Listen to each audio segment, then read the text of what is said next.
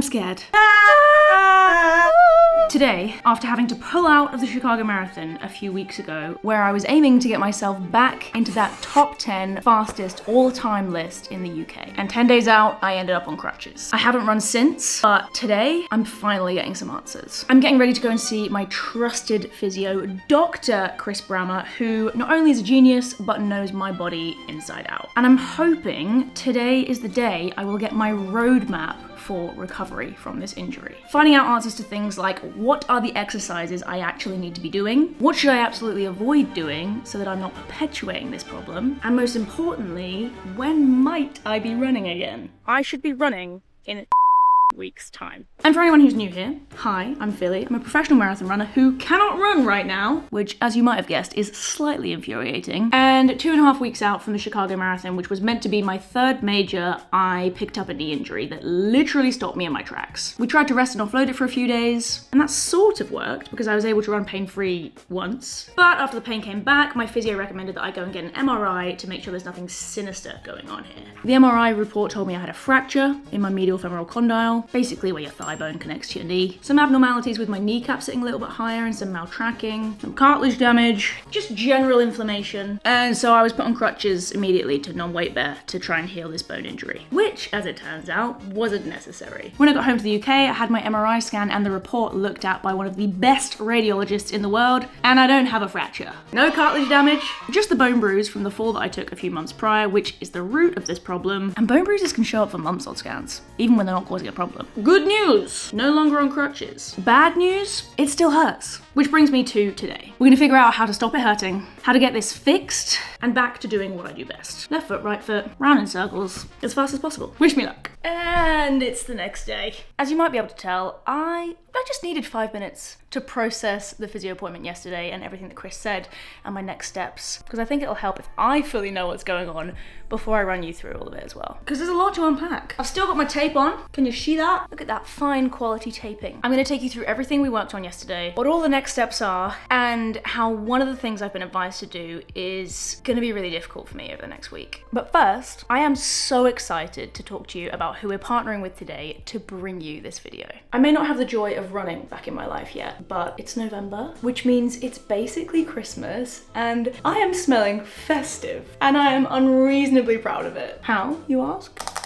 And yes, I may be spending less time in sweaty running gear, but gym clothes and recovery attire is not immune to perspiration. And honestly, Wild is the only deodorant that both actually works, but also doesn't make me feel guilty about the planet. And I don't know about you, but with Christmas coming up, I genuinely think this is a really great gift idea. Not because you're trying to tell someone they smell, maybe they do, I don't know. But the packaging is adorable. Look at her. But it's also reusable. So you're giving them the gift of being kinder to the environment and also giving them something that they will actually use every single day. They've just launched this cute little bow case and 3 new scents. Vanilla butterscotch, which is the one I'm using at the moment. It smells so good. And then they've got Santa's cookies and Berry Christmas. I'm using that one next. Obviously it's refillable. The refills come through your letterbox and each one saves 30 grams of plastic. Everything's vegan, cruelty-free, and powered by plants. So it kind of feels like a little daily win, both for you and the planet. And I switched over to using Wild this summer,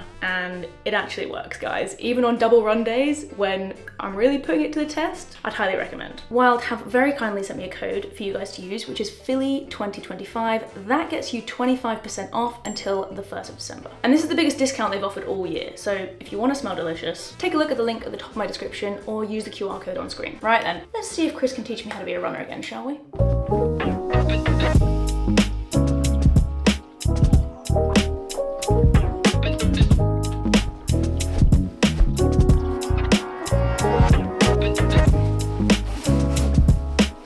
Chris is the guy who got my original injury correct via FaceTime when I was in Arizona and he was in the UK. And the specific injury being patellofemoral pain or patellofemoral pain syndrome, which was then corroborated by the physio in Flagstaff and eventually the sports doctor in the UK, just with a misdiagnosis from an MRI in the middle of that. And it was actually Chris that recommended I get the MRI when my symptoms weren't responding as expected to the treatment that they were giving me for patellofemoral pain, which makes a lot of sense when during my assessment yesterday, Chris found that not only do I have classic symptoms for patellofemoral pain, but I also have some patella tendon stuff going on as well. Mine, we think, is caused by the fall that I took a few weeks prior and my knee adjusting its biomechanics to offload the pain. And I also have some inflammation in the fat pad in my knee, poking and prodding on the front of my kneecap, closer to where my shin starts. Yeah, that was pretty painful, which isn't normally something you expect to see with just patellofemoral pain. That's where we think that patella tendon is getting involved as well. Which is why using my knee, kind of in any capacity, and loading the joint is really painful. I shared some of my frustrations with Chris from the last few weeks where, yes, it's great that I'm not on crutches anymore and that I can walk, and I've been given the go-ahead to cross-train, but I was kind of expecting that the offloading would have helped, cross-training would feel okay because it's not running, and when that wasn't the case, and then I was in a lot of pain after cross-training and going up and down stairs, felt pretty defeated. And chatting all this through with him was so important and super helpful for the next steps because he was able to explain to me why that is and what I need to do to get it into a good spot. Cross-training is pissing my knee off because it's repeatedly loading the joint in a range of motion that it doesn't like. When the joint doesn't like it and it gets pissed off, any inflammation and fluid in that joint basically short circuits the strength that helps the knee function. I'm using layman's terms here because I'm not a physio, and he gave this to me in layman's terms so I could understand it. So what we have is a quad muscle, specifically my VMO, that's just not functioning. It's not being used. Using your quad effectively is pretty important for your knee to be able to track properly. And if my knee isn't tracking properly, then it's causing the pain. I get pain, that shuts off me using my quad. You see how there's like a cycle here? Pain in the knee, quad shuts off so knee isn't moving properly, pain in the knee. So unfortunately for me and my sanity, I have been banned from cross-training, unless it's swimming, which isn't super exciting to me. If you've been following me on Instagram and saw my swimming reel, or listened to what I mentioned last week about how I hate being bad at stuff and how much I suck at swimming, I'm not super excited about swimming being the only cardio that I can do right now, but I understand it, and ultimately the goal here is to get back running as quickly and as safely as possible. So if other forms of cross-training aren't helpful in getting me to that goal, there's no place for them right now. I'm not gaining any fitness from doing 25 minutes on the elliptical before it starts hurting, and I'm also not gaining any sanity from that because whilst it's nice to get my heart rate up and move, I feel quite sad when the pain sets in. So that's part one of the plan, no more cross-training. What I'm doing instead is a little bit of walking, because I'm allowed to do that so long as I'm not in pain, I'm not causing any damage, and we need to be pain-free walking before we can be pain-free running. And you'll be pleased to know I am not in pain right now. And going for what I'm calling my silly little walks,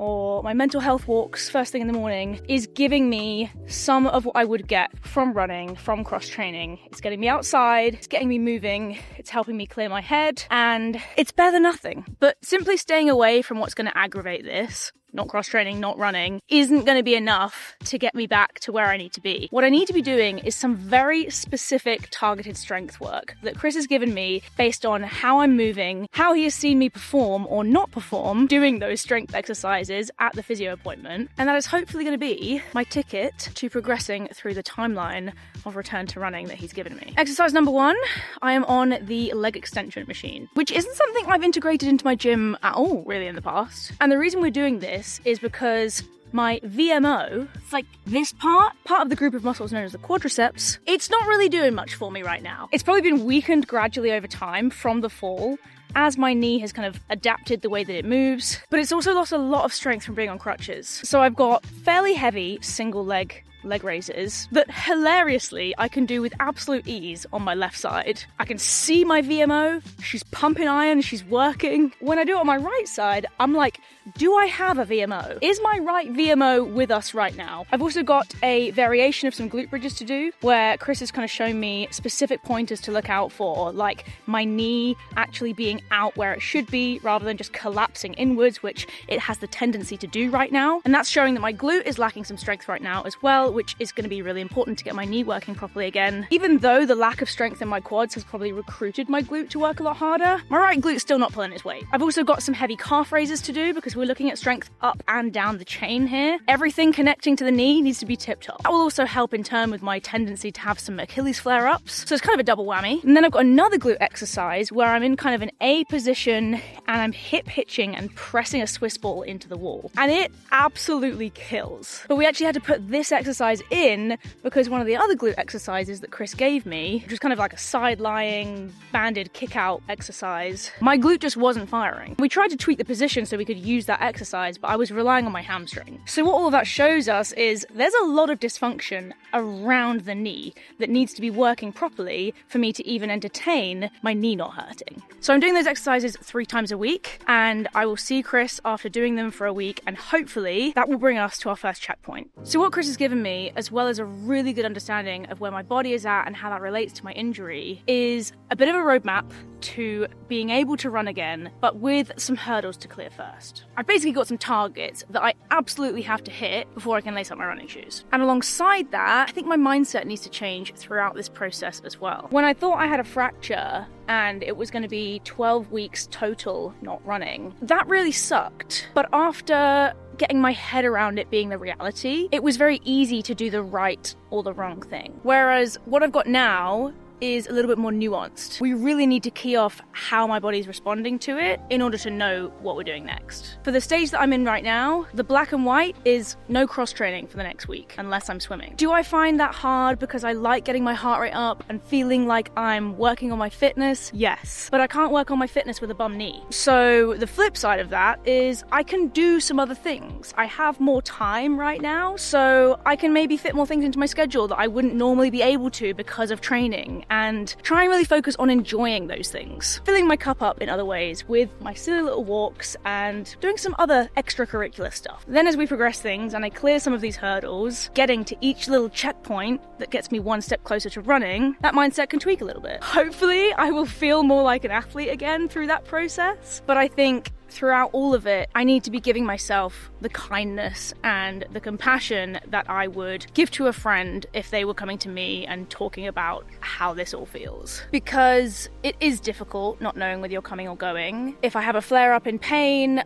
I am going to worry that I've taken a few steps backwards, but I don't have a fracture. I believe I'm on the right course and that I'm doing the right things now. Ultimately, if I follow that plan and I'm very careful, I should be back running sooner than I had originally thought. This is an opportunity for me to explore myself as Phily the person, as a professional runner and someone who creates content about their training and racing and coaches other athletes to be better runners. It's an easy trap to fall into, to think that running is my entire identity.